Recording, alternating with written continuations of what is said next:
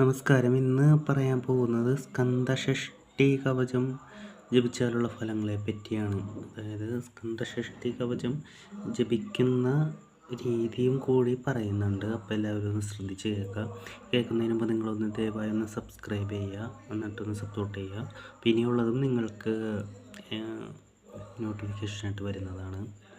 അപ്പോൾ സ്കന്ദഷഷ്ഠി കവചം ജപിക്കേണ്ട രീതി എന്ന് വെച്ച് കഴിഞ്ഞാൽ, അല്ലെങ്കിൽ പാരായണം ചെയ്യേണ്ട രീതി, ദിവസവും നമുക്ക് രാവിലെയോ വൈകിട്ടോ പാരായണം ചെയ്യാം. നിങ്ങൾക്ക് ഇഷ്ടമുള്ള സമയത്ത്, നിങ്ങൾക്ക് സമയം എപ്പോഴാണോ അപ്പോൾ പാരായണം ചെയ്യാം. ദിവസേന പാരായണം ചെയ്യുന്നതാണ് ഏറ്റവും നല്ലത്. അതിന് സാധിച്ചില്ലെങ്കിൽ നിങ്ങൾക്ക് ചൊവ്വാഴ്ചകളിൽ പാരായണം ചെയ്യാം.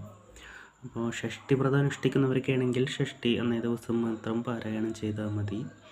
അപ്പോൾ ഇതിൻ്റെ ഫലങ്ങളെക്കുറിച്ചാണ്. ഇതിൻ്റെ ഫലങ്ങളെന്ന് പറഞ്ഞു കഴിഞ്ഞാൽ, ആദ്യത്തെ ഒരു ഫലം പറയുന്നത് രോഗശാന്തി അല്ലെങ്കിൽ ആരോഗ്യമാണ്. നമ്മൾ പലവിധ രോഗങ്ങളാൽ കഷ്ടപ്പെടുന്നവരോ, അല്ലെങ്കിൽ ഇടയ്ക്കിടയ്ക്ക് എന്തെങ്കിലും അസുഖങ്ങൾ വരുന്നവരോ, അല്ലെങ്കിൽ ശരീര സുഖക്കുറവുള്ളവരൊക്കെ ആണെങ്കിൽ നമുക്കിത് പാരായണം ചെയ്യാവുന്നതാണ്. ഇനിയിപ്പോൾ നിങ്ങൾക്ക് രോഗങ്ങളൊന്നും ഇല്ലെങ്കിൽ, പൂർണ്ണ ആരോഗ്യത്തിലാണെങ്കിൽ അത് തന്നെ ആ ആരോഗ്യസ്ഥിതി ഒന്ന് മെയിൻറ്റെയിൻ ചെയ്ത് പോകാനും അല്ലെങ്കിൽ തുടരാനും, പ്രത്യേകിച്ച് ഇനി രോഗങ്ങൾ വരാതിരിക്കുവാനും നിങ്ങൾക്കിത് ചൊല്ലാം.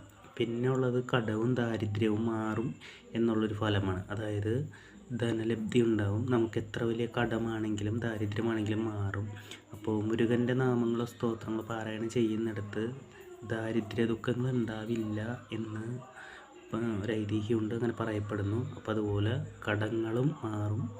പിന്നെയുള്ളൊരു ഫലം എന്ന് വെച്ചാൽ ശത്രുദോഷങ്ങൾ മാറും. അതായത് നമ്മുടെ ശത്രുദോഷങ്ങൾ പ്രധാനമായിട്ടും മാറും. മുരുകൻ ശക്തിവേലനാണ്. അപ്പോൾ ശത്രുദോഷം, ദൃഷ്ടിദോഷം, നാവേറ് ദോഷം, ആഭിചാര ദോഷം, ഇതൊക്കെ മാറാൻ സ്കന്ദഷഷ്ഠി കവചം നല്ലതാണ്. കവചം എന്ന് പറഞ്ഞാൽ നമുക്കൊരു പ്രൊട്ടക്ഷനാണ്. അപ്പോൾ ഈ പറയുന്ന ദോഷങ്ങളിൽ നിന്നും പ്രൊട്ടക്ഷൻ കിട്ടും.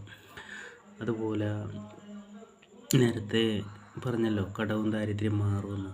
അതുപോലെ തന്നെ നമ്മുടെ കുടുംബത്തിലൊരു ഐശ്വര്യം ഉണ്ടാവാനും, കുടുംബത്തിൽ ശാന്തി സമാധാനം വിളയാടാനും വളരെയധികം ഗുണം ചെയ്യും. അതുപോലെ നമുക്ക് സൽസന്താനങ്ങൾ ഉണ്ടാവാനായിട്ട് ഗുണം ചെയ്യും. അതുപോലെ പ്രഗ്നൻ്റായ പെണ്ണുങ്ങളൊക്കെ അവരുടെ ഗർഭകാലത്ത് ഇത് പാരായണം ചെയ്യുന്നതോ കേൾക്കുന്നതോ വളരെയധികം ഗുണം ചെയ്യുന്നതാണ്. അതുപോലെ വിവാഹ തടസ്സം മാറാനായിട്ട് വളരെയധികം ഗുണം ചെയ്യും.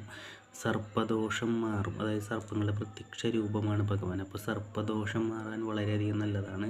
നമുക്ക് ഏതൊരു ആഗ്രഹങ്ങളുണ്ടെങ്കിലും നമ്മുടെ കാര്യവിജയത്തിന് നമ്മുടെ കൂടെ നിൽക്കും ഭഗവാൻ. ഈ സ്തോത്രം നമ്മൾ പതിവായി ചൊല്ലിയാൽ. അപ്പോൾ ഇതൊക്കെയാണ്. അപ്പോൾ ഞാൻ നേരത്തെ പറഞ്ഞത് നിങ്ങൾ സബ്സ്ക്രൈബ് ചെയ്യുക, എന്നിട്ട് നിങ്ങൾ സപ്പോർട്ട് ചെയ്യുമ്പോൾ ഇത് നോട്ടിഫിക്കേഷനായിട്ട് നിങ്ങളിൽ ഇനിയുള്ളതും കിട്ടും. അപ്പോൾ നന്ദി.